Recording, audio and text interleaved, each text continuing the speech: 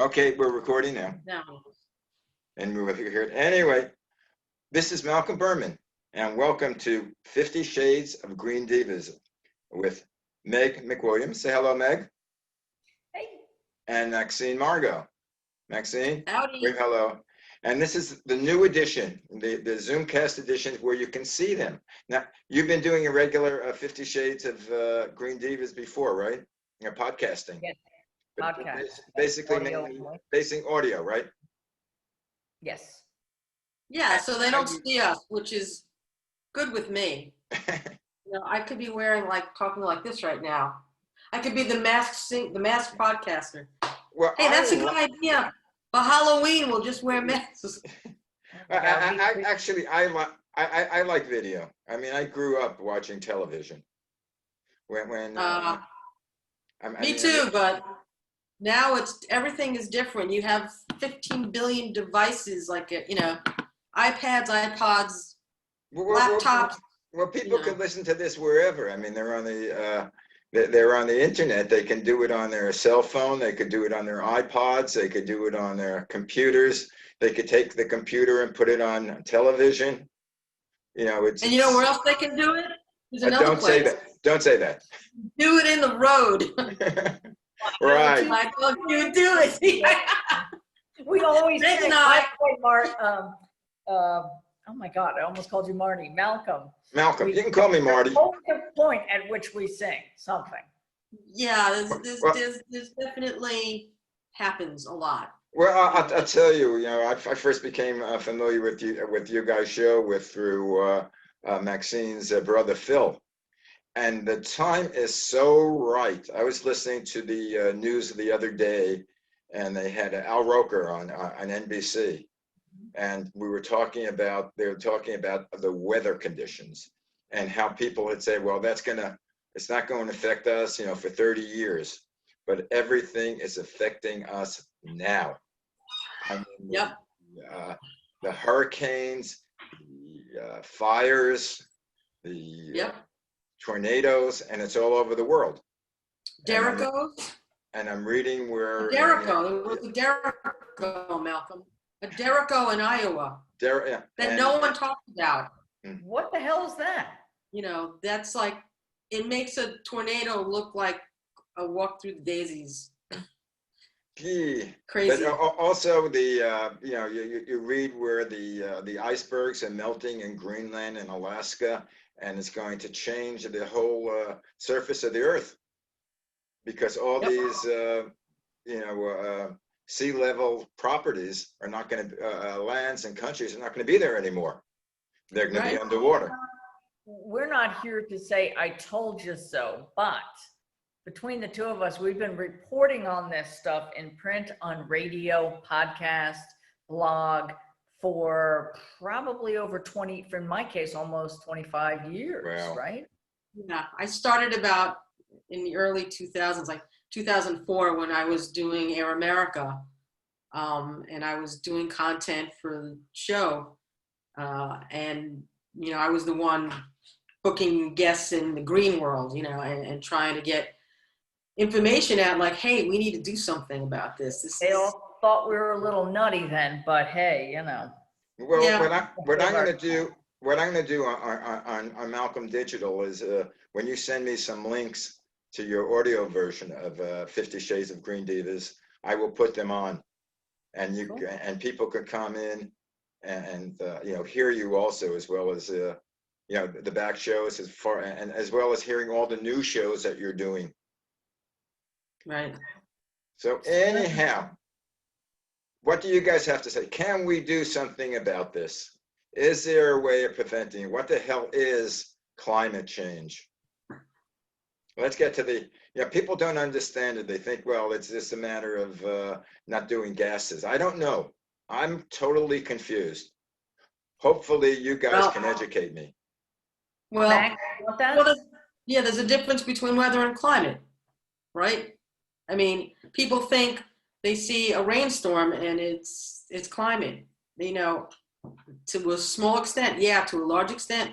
Climate's something that happens over a longer period. So the reason the fires in California are so bad now is because the levels of CO2 are so hot, are getting so high, they're warming the atmosphere, they're causing heat. They recorded temperatures in Woodland, California of 121 degrees. That's not weather. Yeah, well, That's climate. that's Woodland Hills, because that's about 5 miles away from me. I live in Sherman Oaks, the San Okay. Fernando Valley. We only had 115. That's right. You know, you can't sustain living in temperatures like that. And what's happening is that the forests are so dry now, the winds are stronger, and everything is just like a tinder box waiting to go off. And so any slight, you know, problem, anybody flicking a match, people were saying, oh, it's all because of that gender party. You know, you heard about the gender party? Yeah. That in of itself, you know, they exploded you know, it's a boy, and then 20,000 acres of land went away.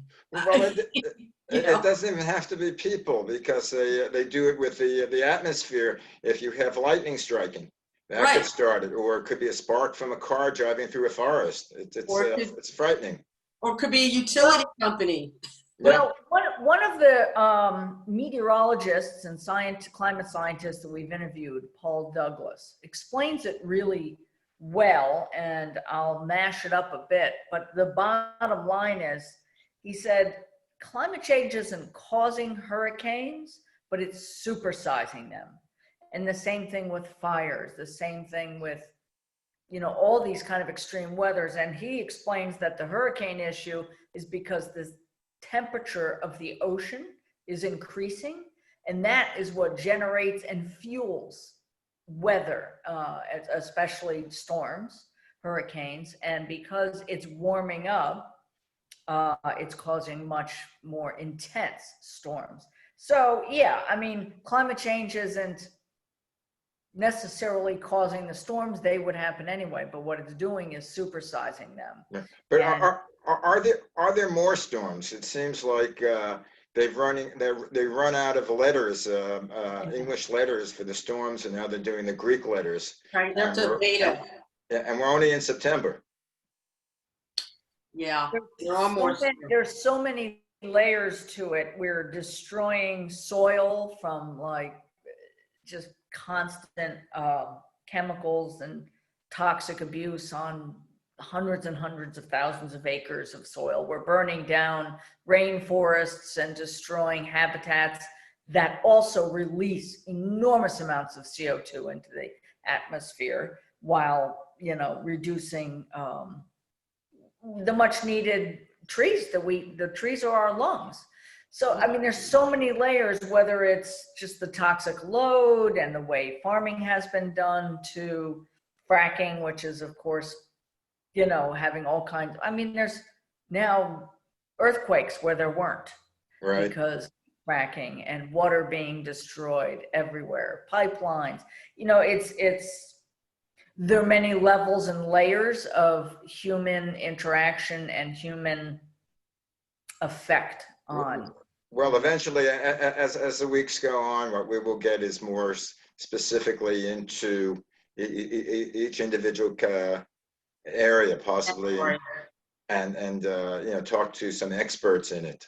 Well, I don't know. I mean, you're the experts, but I'm sure you know different scientists that we could we're get not on. the experts. Well, We are experts, right? We know experts. yeah. Well, to me, you are the experts. I only ask questions, and Well, you to know, me, when, you know, Meg put Max, the world is on fire, you know, this is in our rundown, and I'm like, then of course I kept thinking of Billy Joel's, you know, and the chorus is, you know, we didn't start the fire, it was always burning since the world's been turning. We didn't start the fire, no, we didn't light it, but we tried to fight it. That's the lyric. The problem is we're lighting it. You know, now this song is over 30 years old, and Greta, you know, Thunberg, the youth activist, you know, she's basically said, you know, our house is on fire, and we started the fire. We did start the fire. So to me, you know, we need to do something about it. We need to fight it and fix it. So his chorus is interesting about that. So Yeah. Yeah. Speaking about fires, as I say, I live out in Southern California, and I mean, now that I've been sequestered, I go out in the mornings and I do my walking and running, and that sort of between that and doing exercise after, at least I could get out of the house. Now I don't know. I go out of the house and the sun is orange. It's not yellow anymore, and you see the atmosphere, and it's sort of like the world is ending. Aside from the fact that Trump might end it, but the world is ending. It's sort of like that's a whole that's a whole other issue, which is pretty insane. I mean, we have to vote like we've never voted in our lives. I mean, to me, if I can't get my absentee ballot in, and all my friends and people I know, and Meg would do the same thing, and so would you. Put a hazmat suit on, crawl over rocks, glass, nails. I don't care. I'm getting my vote in, and we need to. Yeah, I think if people listening, if you care about the environment, if you care about future generations, if you care about clean air, clean food, clean water, then you need to vote. And I'll tell you why. I made some notes. There was a great, and I think they're continually updating, a New York Times article that shows the 100 environmental rules and regulations that this administration has rollback or reversed. And I mean, it's everything, including water pollution protections, air pollution protections. Oh my gosh, there's so much, and wildlife, all of it. And, people think, well, wildlife, does that matter? It does matter, because we're all connected. When the bees die off, we go with them within 4 years, by the way, within 4 years. So anyway, voting like your life and your children's lives and your grandchildren's lives matter. Well, that's the thing that Trump is proud of. Is I've gotten rid of all the Obama regulations. A lot of the regulations that he has from executive order, he's getting rid of the Clean Air Act, the Water Pollution Act. In California, he wants to do away with the emissions for cars. He's done away with all the good ecological rules that Obama put in, or the presidents previous to Obama. And he's proud of that. He's going to ruin the world. Yeah, it's a pretty devastating time for those of us who do care about the environment. And as I say, well, it's frightening, because it's not. Well, we need to get people to understand that they need to do things, and they put up in the Metronome building in Union Square in New York City. Yeah, they put up a climate clock, and it's basically a climate. They used to have the time on there, in digital. It's a digital clock. Hey, do I have the ability to screen share? I can show it to you while you're talking. I don't know. Do you? I don't know. No. I mean, this is relatively new for me also. Yeah, in the future, you'll have the ability, when you set it up, to allow guests to screen share. And I left it open on my computer in case you could share stuff. Yeah, definitely. But anyway, so these two young men, they put up this clock, and it displays the time left before we burn all the carbon that we push on the planet, and before it gets to 1.5 degrees Celsius of warming. And the two gentlemen are Gan Galan, who's an artist and designer, and Andrew Boyd, who's an activist. And they wanted to do a monumental challenge. They wanted to show people what is going on a bigger scale, and what better way to do it on a giant building and giant, digital numbers. And they're making a statement. They said, they need public attention to what's happening in the climate. It is crucial people understand that we don't have much time left. I mean, right now they have like 7 years and 90 hours. It's hours, years, seconds, minutes. And so it's basically they're saying the deadline is giving people an idea, but the good news is that it isn't at zero, so there's still time to do things. Yeah, but There's still time to get there. Isn't there a point of no return? Yeah. Yeah, go over certain- We're going for it, yeah. yeah, there is. We're getting pretty close to it. I mean, we thought it was 350, and there's an organization, 350.org. But we're above it. We're in the 400s. Well, I think what this clock is all about is the 7 years, 98 days, 15 hours, 37, whatever. That is the tipping point. Once we hit that, Right. if we have not resolved any of this, we will be beyond repair, and it will be, then we're in we are in a serious extinction process, which some people argue we already are in. Yeah, I think that's true. Right. And the climate clock is trying to get people to realize that. You can go to climateclock.world for more information, and flattentheclimatecurve.com.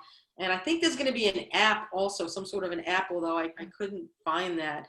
But it gives people a sense of what urgency, like the UN said 2030, we're going to have these issues. Yet this climate information is giving us 7 years. That's 2027. Well, to me, it's 2020. I mean, this is what we, today California is almost unlivable. In fact, it's the entire West Coast. Right, Oregon and Washington. And so they understand even the smoke has now generated to Europe. Oh, we had it. We could see our sun was glowing with the little haze. Yeah, I took pictures. I posted it on Instagram, and I'm like, what am I doing? I'm looking at this beautiful sunset, but it's got this orange tinge around it. Yeah, that's what I had. That's what I was talking about earlier. I forget that you guys are on the East Coast and I'm on the West Coast, but right. I'm closer to the epicenter. But yeah. San Francisco had a completely orange sky. Yeah. The pictures look like a CGI. Oh my God, terrifying. Like a special effect. Right, but the thing is, right there, yeah. It's also when, as I said, when I'm out running or walking, the effect of the sun was not as hot. I don't know what effect that does on the atmosphere, but it wasn't. I could do it midday. It wasn't hot. The rays didn't come through, and I don't know what effect that is. Right. But I normally hate the midday sun because it's hot. Yeah. I mean, but it really wasn't. There was no effect of the sun, and I'm looking at it and say, oh my God, what the hell is happening? Yeah. Well, Apocalypse Now. Remember that movie? Happening that are distracting from this issue, and we've even gotten distracted with COVID and the shutdown, and it's been hard. Of course, we're getting creative. We're doing this. Plague plus Zoom equals creativity, and we're finding ways to get this issue back out front again. I mean, there's so much big news happening every day, whether it's political or fires, catastrophic fires, or hurricanes, or disease that is hitting the entire globe. So people aren't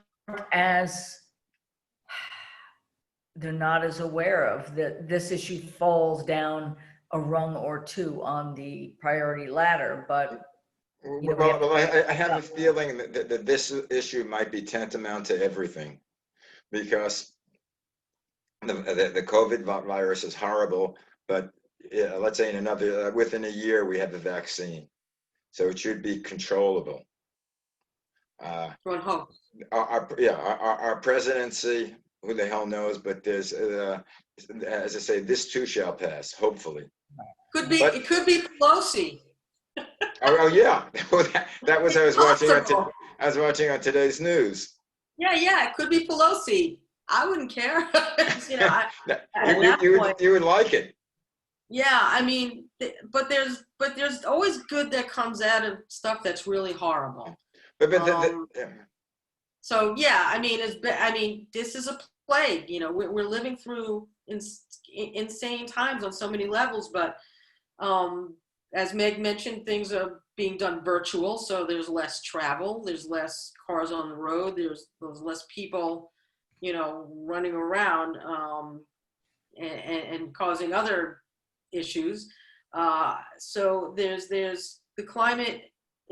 Because of the pandemic, there's areas in the world and even here in the States where animals are coming into cities. You know, they're going, it's empty here. Let's check it out, buddies. You know, and they have, you know, all sorts of from coyotes to, you know, possums to, you know, things that would not necessarily be in downtown San Diego or New York or something. Yeah, I'm thinking the rats will take we over. absolutely have learned, and there are lots of statistics. Actually, we did a whole show about this not that long ago, about all of the things we're learning about the environment and our effect on it since we all receded for 3 months or so. You know, people were paying attention. There's less air traffic, there's less drive traffic, there's less energy being used in office buildings. I mean, you know, so we do know that we're having an effect. That was kind of validated. We also know that maybe we don't all need to go to the office every day or to a college campus every day. It's kind of interesting how we're finding what we need and what we want and the differences. And I think we've all gotten creative in how we've adapted, right? I mean, look at us. Look what we're doing. I mean, Well, this is the Zoomcast. yeah, Right, it's the Zoomcast. But I also noticed, like, just walking in my neighborhood and seeing many more people that I've not seen walking, you know, with families. But I noticed kids gardening. I never saw kids gardening before. I see kids playing ball, riding their bikes. I hadn't seen kids doing that. It was deserted, my block, with all these people and all these kids. You wouldn't see anybody. And the kids now will say hi to me. How am I doing? I'm like, huh? You know, so to me, that's a positive side of things. That's showing that kids are becoming more resilient, becoming more respectful. And because they're inertly very scared right now, I mean, as we all are, but to just see certain things happening, you know, which gives me a bit of hope that as horrible as this all is, and it is really bad, you know, some things are going to change, and hopefully for the better. We'll see. Well, about 90% of the time, I'm an optimist. There's 10% well, I wake up in the middle of the night and I'll say, oh my God. But most of the time, I'm an optimist that this too shall pass. And we've had, I don't know what's... I was in good shape this morning till I read an article by The Atlantic about this election possibly destroying our democracy, and I was like, oh, so much for being cheerful. Yeah, But, I know. Yeah, But you know, I mean, I think that's what we have to fight, and I like that we are adapting, and it is about what glasses do I wear and what am I focusing on, right? Because there is a lot of crap. There's right, no right. Well, as Maxine knows, I do another show with her brother Phil Margot, The Lion Roars, and Phil is now at the end of his. He's sort of ready to throw in the flag. You know, I did the last show with him. He says, "I have nothing more to say," but you can't do that. Yeah. There's a lot more to say. The lion isn't sleeping. The lion's awake. Right, he has to roar because he's going to be calling you because we need to get him talking with you guys. He's got a lot. We need to get Wayne. Yeah. Wayne. Yeah. We got to get Wayne. Wayne must do. It has to be soon now, like really soon. Right. I mean, the election is like ridiculously close. You know, you're going to blink your eye and it's going to be November 3rd. It's already the end of September. So yeah, we're going to have to pull Wayne into your show. He right, needs and to go on. well, as I mentioned, have Wayne give me a buzz. I want to do a show with him alone, possibly. You know, and talking about matters. The last few days, but he will call you. Right now, he's out golfing. So. Golfing. Oh. Excuse me. Excuse me. Like, You know, Well, have him take his iPod. We could do the show with you know, on the 18th tee. That'll go over well. It's a new world out there. You know, I don't know. It's a strange new world. There's a book title in there somewhere. But anyway, Well, I know all the things. It's funny because you know, I have two boys, 25 and 24. And you know, when I'm working with the computer or the cell phone, you know, I ask them a question, they look at me like I'm an idiot. Hey, I have a college degree. I'm halfway through my master's. But they look at me like, yeah, what, you don't know anything, Dad. When did you grow up? And I said, I know. and I said, gee, when I had to turn the television, turn the stations, I had to get up and physically turn them. Right. You know, now you say it's almost computer controlled. It's a voice. Say, turn station, get to channel 4. Okay, I don't like 4. I know, it's weird, right? And it went off at 12 o'clock, and they put the national anthem on. Yeah, Star Spangled Banner. And then you have the test pattern. Right. But hours. Wake up off the couch and go like, okay. Well, now I don't mind because they have Adam and Eve. You know, if I wake up in the middle of the night, you know, 3 o'clock in the morning, they'll be promoting their sex toys. Okay. Oh, I don't know if you watch that. Have a little fun during the pandemic. Right. Yeah. If you have to be alone by yourself. Right. Exactly. Enjoy yourself. Hey, you guys have 50 Shades of Green. That's What was right. What was that a takeoff on? It was just because we because Meg is the Green Divas, and I had the many shades of green, and we were trying to figure out what to call the kind of merging at that point. And I joked, I said, how about 51 Shades of Green Divas? And Meg was basically, go all in, 50 Shades of Green Divas. I think you guys were playing off, you know, the book. 50 Shades of Gray was. Why not? Well, no, well, I used to promote and sell classical radio, which of course is very staid and conservative. And my boss used to say, you sell it, how do you sell it? You have to have sex and sizzle. Sex and sizzle. I did PR for a long time, and No matter what you do, you have to have sex and sizzle to make people listen to it. I learned how to make headlines. Yeah. Ooh. But we got to get people promote this show, not necessarily because of the show, but the information that we're going to impart about people. Right. And about the what's happening in the world, what's happening all around us, the atmosphere, otherwise we're going to destroy ourselves. We're in the process.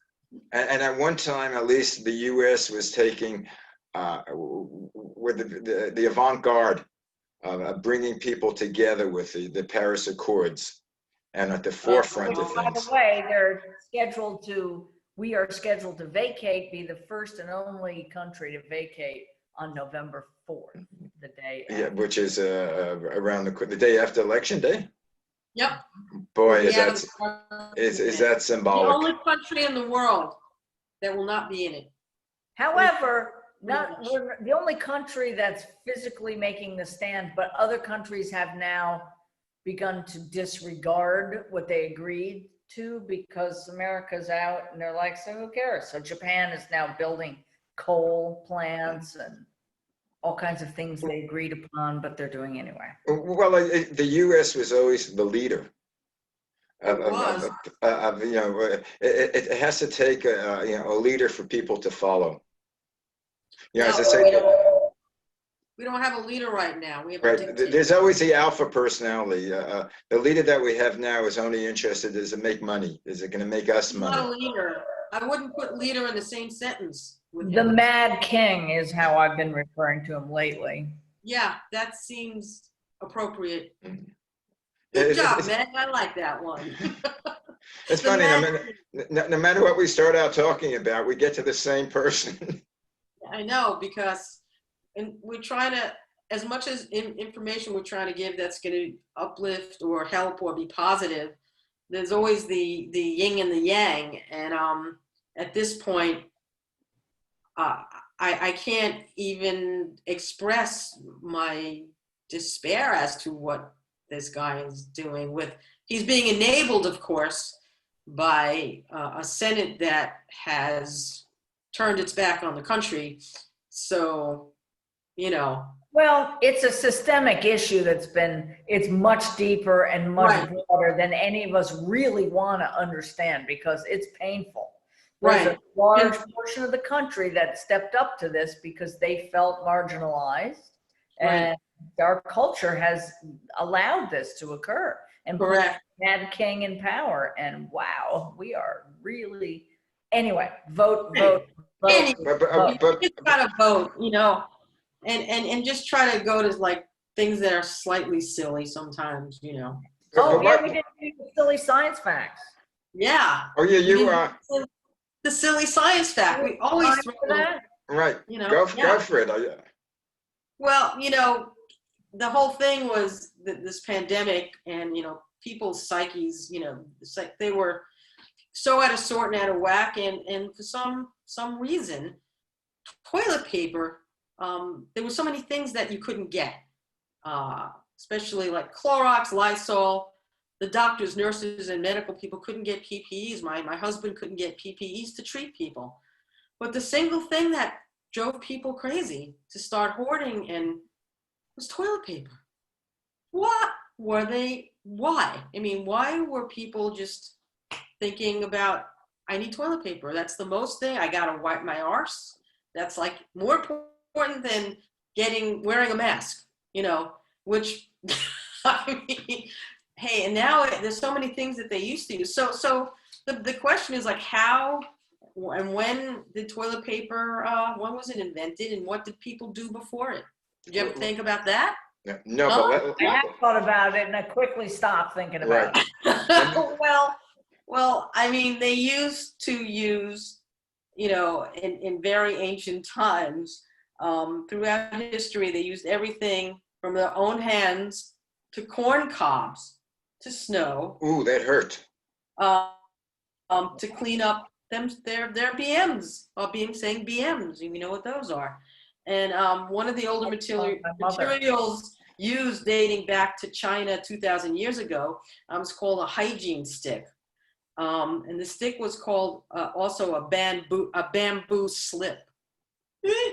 And the bamboo was wrapped in cloth and they used it to clean. And they had some issues because some of them, would go way too far. Did they flip with the bamboo? And start talking in a false setting. Bamboo sticks with some kind of a cloth, didn't say. But other things that they used were water, leaves, grass, stones, animals. The bear joke. Hey, the bear goes, to the rabbit, what do you use? And then he goes, rabbit fur, But they used fur. They used fur of animals. That was a joke that really wasn't far off. In the Middle Ages, they used, again, furs, seashells, stones, moss, hay, straw, pieces of tapestry. Could you imagine some of the beautiful tapestry that was used to wipe? Okay. In Japan, in the 8th century AD, they used something called a chugi. I'm not even sure if I pronounced that right. It was a wooden stick with something on the end of it. I don't know. The French poet Francois Rabelais wrote a satirical poem which implied the best method for wiping one's derriere, French, we're getting French, Japanese, oh boy, is a gooseneck. Is it what? Take the goose, a goose neck. Goose's neck. Did we kill the goose before? I don't know. Is it still alive? I hope for the poor goose it was dead. I don't know. I tried to find the poem and I only found, When we get off the air, I could tell you the joke about the gerbils. But anyway, and now there's actually billions of people on the planet now that don't use toilet paper and don't have access to toilet paper. a lot of, I know, in the third world countries, which we're becoming, but newspapers. Right, and they have to use after you read a newspaper, there's other uses for it. Right, and leaves and other things, and they use methods, that is not Charmin, Or they were talking about possibly we get bidets. Right, I was just going to say, bidets have become popular, and there's the Japanese company called Toto, not the dog, and it's over $2,000 for a bidet, and it's harder to get than gym equipment. I don't know. So the thing is, if you find the Charmin, don't squeeze it because it's precious right now, and And now, since it's fall in the Northern Hemisphere, you know, where all else fails, you can just go out and use the leaves. I mean, I don't know. But just make little ticks on it. yeah, I don't know. You're going to get ticks up your butt. But yeah, well, on Facebook, they've had all those cartoons about people going to buy things, and then they give how many sheets, and they give the toilet paper for right. But instead of money. The psychologists call what has happened with this toilet paper anticipatory anxiety. You know, I revert back to my friend Mel Brooks and high anxiety, because I think everything is high anxiety right now. So just think about that. I mean, using a shell would be your last resort. But hey, I like the description of the ancient Roman or Greek, where they would take these little ceramic pieces that they had the names of their opponents or enemies. Right, the names of the enemies. And then wipe their butts with it. Right, they would use it, the names of the enemies. Hey, we can start doing that here. Yes. We could put a senator's name on each. Yeah, I could think of, we do rolls of toilet paper with names. I've seen it, guys. You've seen it? That's too late. Yeah, well, so anyway, we digress, but okay, now the question is, before we end the show, what can people do right now? Where can they go? Who can they see? What groups can they join or find out about what's happening and do something about it? Shameless plug. You can find out an awful lot because our website has been up for like over 10 years, maybe 15. It's thegreendivas.com, green, DIVAS.com. You can hear our podcast, which is lovely, but you can also search any of these topics we've thrown out on you. And, you know, there's so many things. I just want to say that I really hope everybody educates themselves as much as possible and votes and brings grandma and their sisters and their cousins. But they only can vote one time. Vote early and vote often, as they used to say. They used to say that. You can't vote twice. You could also go to like organizations like 350.org or drawdown1word.org or the Climate Reality Project. These places have a lot of information that can help you become involved and to do something positive. And whatever information you can get from them, you can, you know, do it at home and practice. It's not only recycling or lights or LEDs. There's a lot to it, and if you get involved in an organization, that'll give you more impetus to do something. Well, and for God's sakes, don't add to the problems. Don't throw plastic out indiscriminately. Remember, all those little things, they do matter because a lot of people have let that go. One of the shows will concentrate on different things like the recycling, which, I mean, there's so much junk, that people throw away that, is ruining our oceans. Well, the plastic, microplastic, microbeads. Yeah.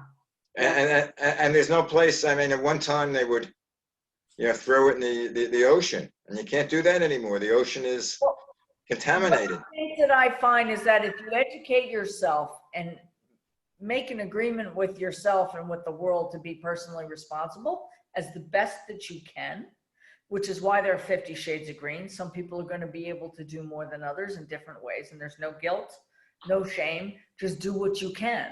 And once you become educated and start learning, it's really hard. It's hard to, throw plastic out and not think twice about it now. But anyway, I just hope that people will, get educated and keep this issue out there and vote accordingly. But Malcolm, I'm so glad you're doing this. Yeah. We need to do the closing. Yeah, no, I wanted to thank Malcolm first, but yeah, we do our little closing of it. Yes, yeah. I mean, thanks to you guys, I don't know how often we'll do it. We'll decide that whether we do one show a week or 2 shows a week. The world is different. This is about as low stress as you can get. It's like, I you like don't have to do anything, Meg. You don't have to worry about anything. I know. This is true grassroots. This is great, but it's good, you know. And we could be out and we could expose it and we could be heard around the world. I mean, Yeah, it's well, amazing. Because you go, it I'm is going amazing. to put this on it's malcolmdigitalradio.com. And I'm going to put this show on. Plus, I'll keep it archived. Thank So you Okay. can see this show and the next one. And, people hopefully will be educated. And Well, eventually, if you listen to Max and I for a while, we're just fonts of some useless information, but a lot of decent information and resources about these issues. So I'm hoping. Yeah, it's important to, again, go, to the greendivas.com. There's a whole bunch of information on there, and the others that I mentioned, and get activate. You have to activate yourself. You can't sit around and just feel sorry, right? There's so many things to feel sorry about, but you got to do something positive to try to lift yourself and lift the people, lift the planet. Closing thing. See, Malcolm, we always do on our podcast some kind of inspirational poem, reading, quotes. Sometimes we sing when we really feel out of control. But go for it. I found a fun thing. Somebody posted this little bit of dialogue from J.R.R. Tolkien's Lord of the Rings between Frodo and Samwise, and it happens, they've just left for their adventure, and they've already encountered all kinds of opposition and monsters, and they're little tiny hobbits. They had the whole monster world out against them with this crazy ring. That's just setting the scene. Well, just to an addendum, if people haven't read it. Also, the hobbits were very frightful people. They didn't like to go out. They weren't adventuresome. They always stayed in their own little homes and didn't want to go out to the world. Like we are doing now. Yeah. So this is Frodo and Sam. You got your script there ready, girl? Yeah, I didn't realize I was Sam, but I thought you were. Okay. No, I'm setting it up. I'm Sam. So I'm going to start as Frodo. Well, there's not much. That's Let why. me get character. Wait. It's lucky you guys aren't in the same room. There might be a fight there. Nah, we never. No, that we don't do. I can't do this, Sam. I know. It's all wrong. By rights, we shouldn't even be here, but we are. It's like in the great stories, Mr. Frodo, the ones that really mattered. Full of darkness and danger they were. And sometimes you didn't want to know the end, because how could the end be happy? How could the world go back to the way it was when so much bad had happened? But in the end, it's only a passing thing, this shadow. Even darkness must pass. A new day will come. And when the sun shines, it will shine out clearer. Those were the stories that stayed with you, that meant something, even if you were too small to understand why. But I think, Mr. Frodo, I do understand. I know now. Folk in those stories had lots of chances to turn back, only they didn't, because they were holding on to something. What were they holding on to, Sam? That there's some good in the world, Mr. Frodo, and it's worth fighting for. Yeah. Hey, do you guys have an agent? Anyway, that's the end of our show. Now we're going to be able to do more table readings, literally. Oh my gosh. Anyway, it's the end of the show. We're going to put this on Malcolm Digital Radio, and I'll probably send a copy of this to you over Facebook. And let's do it, and we'll talk when we do our next show.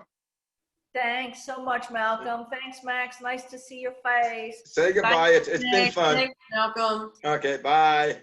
Bye-bye.